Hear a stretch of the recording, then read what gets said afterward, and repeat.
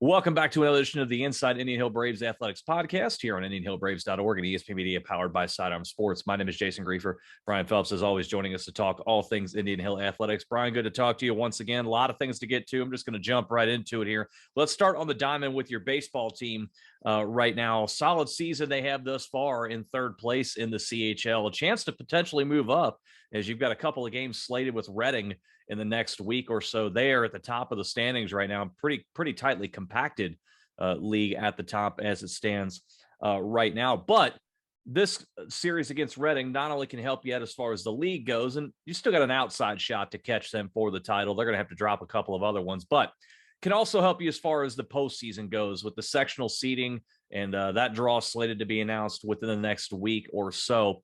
So I'm just curious your thoughts on the importance of that series from both ends of things to help yourselves try to move up in the league, maybe get in that hunt for a second place or maybe even a league title, depending on what happens with Reading and Taylor ahead of you, and also the impact it can have on your postseason seeding. Well, yeah, I think it's all about building confidence. It's a young team, as we've talked about plenty of times, sitting at 12-6 with some big wins against some rival schools to finish out with some wins against Reading. We still have Deer Park left too. Would be a great way to enter the tournament and put ourselves in a better position, for the league, as you mentioned. And we had a nice doubleheader win this past Saturday against Country Day, which was a good series for us. They've been really strong here recently, but no doubt the Reading series is a big one. That's Friday and Monday coming up, and just kind of helps us propel on into postseason play and maybe get a little higher seed. That's going to happen this weekend. So a lot going on for sure. And the way they're playing right now, it seems like the momentum's on their side, having won 6 in a row, heading into the Deer Park on Wednesday. And then, as we mentioned, the Reading series coming up over the weekend. Let's switch gears and shrink the down a little bit and talk about your softball team. And the tough year, needless to say, but did get a couple of wins over the weekend. So it's starting to get something going towards the postseason. If that's gonna happen, that's the time you want things to happen.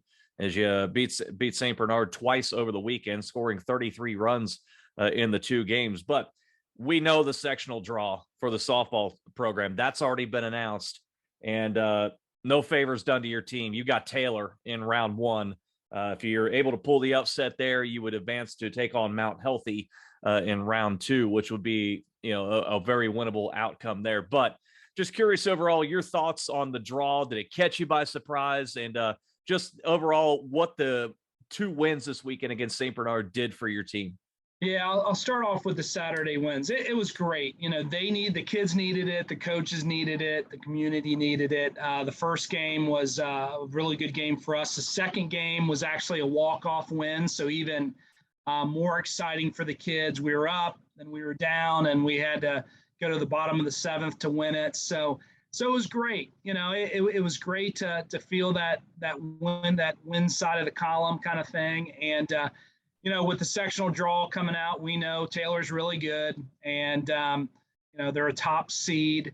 That's going to be a monumental task, no doubt about it. I'm sure they're going to treat us super, super nice when we go out there to play in the first round. But we're going to try to finish the season off strong, get to the tournament, and then just play as best that we can play.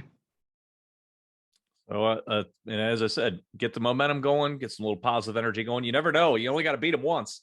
It's not a best of 5 or best of 7 series. So get out there and swing the bats, and especially the way they've been swinging the bats lately, they've been putting some runs on the board. So at least gives you a shot there against a fine program, to say the least here. Switching gears, let's talk about track and field. And we were just talking just before we came on and started recording this, how today was supposed to be, a senior day, with everything, with a tri-meet going on with Seven Hills and Summit slated, but Mother Nature has decided to rear its ugly head. And so we have to see if we're even going to be able to get that one in. But we look at the way things shake out alongside of that one, slated to go to Marymount on Wednesday for a final regular season tune-up, and then the CHL's coming up on the 13th. How are we feeling as far as the overall momentum of the programs going into the CHLs? Your chances there in the CHLs to come away with a league title there, and then ultimately, if we can't get senior day in today, just the emotions around that. Yeah, so our backup plan for senior day is to move into the cafeteria and at least celebrate our seniors. So we will have something planned, even if it's not on the track in the normal format. And it will be too bad if we don't get it in. This senior group especially has just been so important to our school and our program, and the success that we've had this year on both the boys and girls side, which has been really unbelievable success. I feel like both teams win just about every time we participate. But that a lot of that has contributed to them. We will want to celebrate and recognize and just appreciate them however we have to do it today, whether it's inside or out. And then the momentum, moving forward, just feels like they keep getting faster and better every time, we go out. Elizabeth Whaley just broke her record again in the mile, running a 4:44. I mean, she's going to Wake Forest, and I think she's third in the country with that time or something like that. I mean, it's just crazy. She's such a smooth runner. It doesn't look like she's late. I mean, I don't know how fast she can go, but I imagine every time she runs, it's just going to be a little bit faster. And then Sirius Boyd, who just set school record in the 400. And this kid's brand new to track. It's unfortunate he's a senior and Coach Savage doesn't have some years to really develop him. But this is a raw kid that now is, I think I want to do this in college, and we've got to find the right school to take a look at this kid, because he is just exploding. He's another kid that every time he runs or jumps, or it's just better and better, and could really be a true talent once he gets some experience under his belt. Touched on Elizabeth Whaley there and the time she set in the mile, and it's 4:44. And I'm looking at the league times right now. You've got Michaela Winfrey and Hayden Withers. They're second and third in the CHL as far as times in the mile goes, and Elizabeth's 41 seconds clear of them. So that's how incredible she's been. But that's a senior laden group you've got right there with all three of them, Whaley, Winfrey, and Withers being seniors.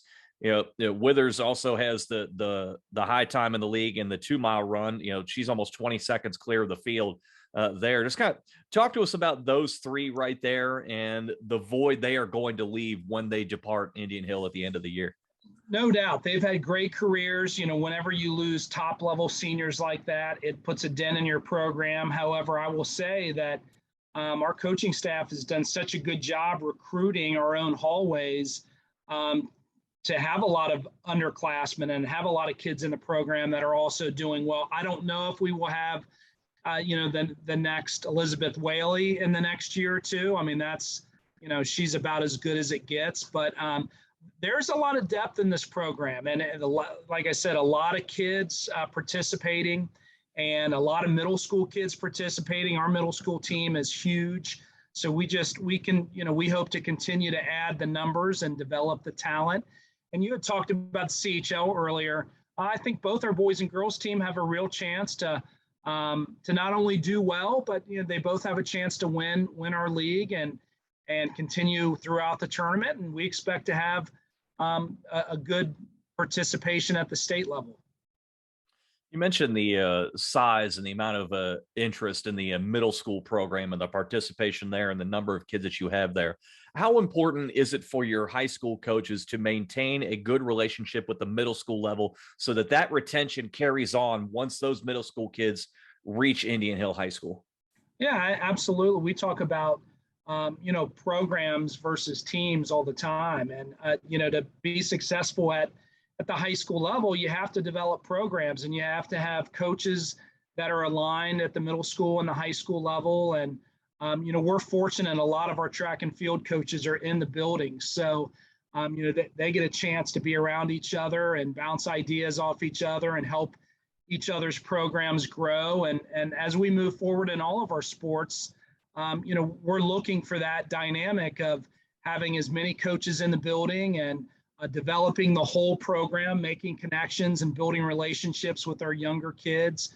So they want to continue in the sport and they see the high school kids as their role models and they already know the high school coaches a little bit. So that program in particular has done a really great job fostering those relationships and building that bridge between the programs.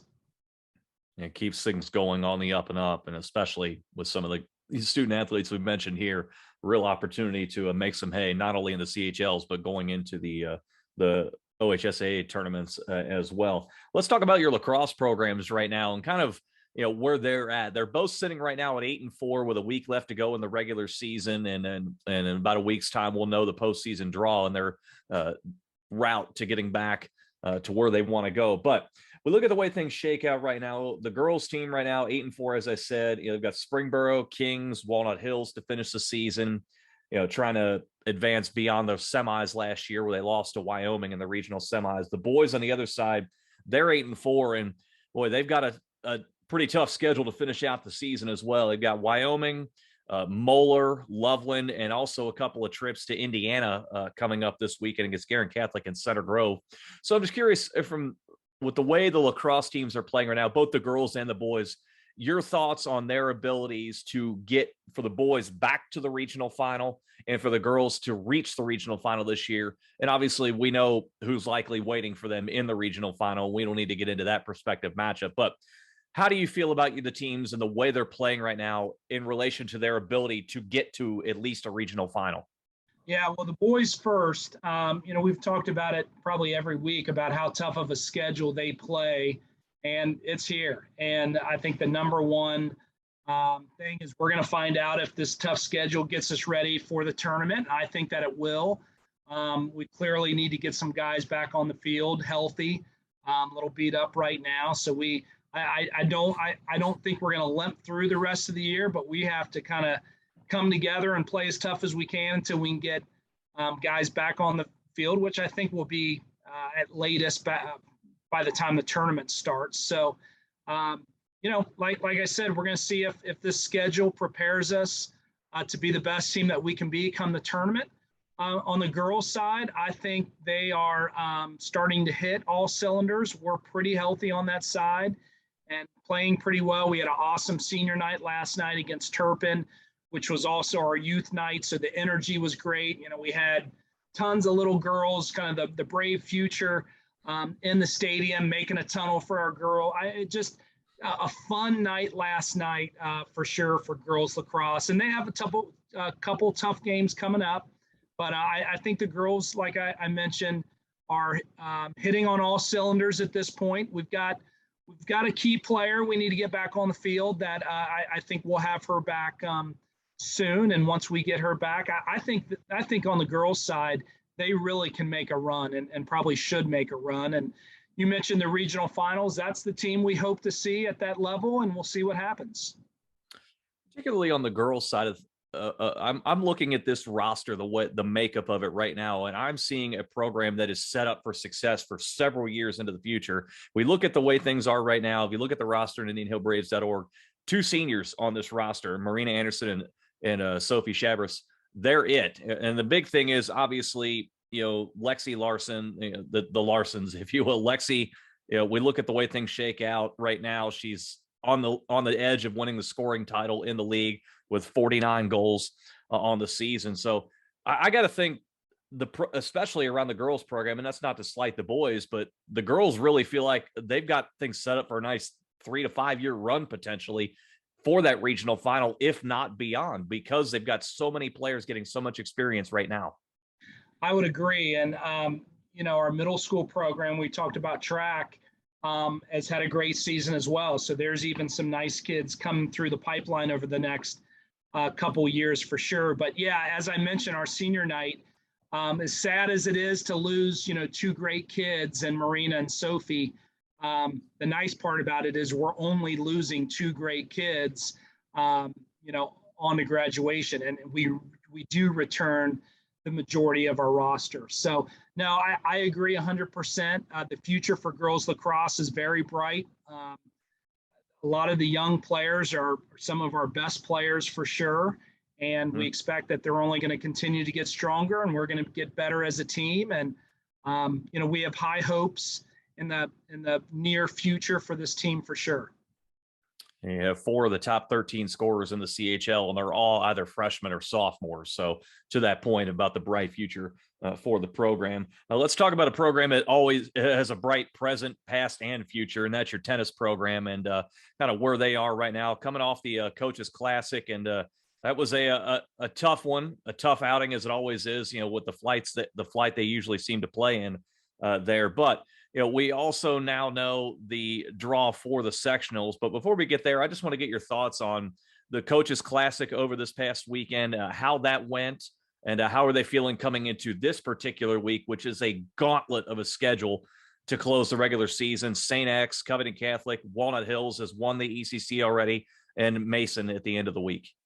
Yeah. So from the Coaches Classic, we played in the A flight, which is the top, schools around. So that's exactly how we want to test ourselves with some of the other best programs in the city. And for us, the Coaches Classic is one more opportunity to see the best. That's what it is for us. We also have Seven Hills that we have to get in next week, which will be the next round of the state tournament. That's not on the schedule yet.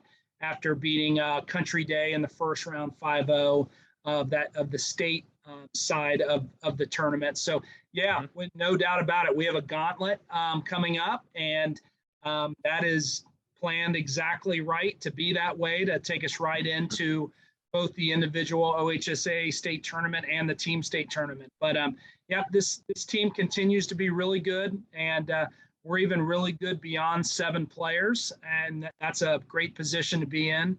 And as we've said from day one, we expect to be playing at the end of the season, at the state level, and we're going to see how it works out. We look at the way the draw shakes out, and we'll start with this. I'll look at the singles draw first, and Jack Pollock is the number 2 seed in the sectional as a single. He's going to take on a young man from Fenwick in round 1. We look at the other opportunities there for you.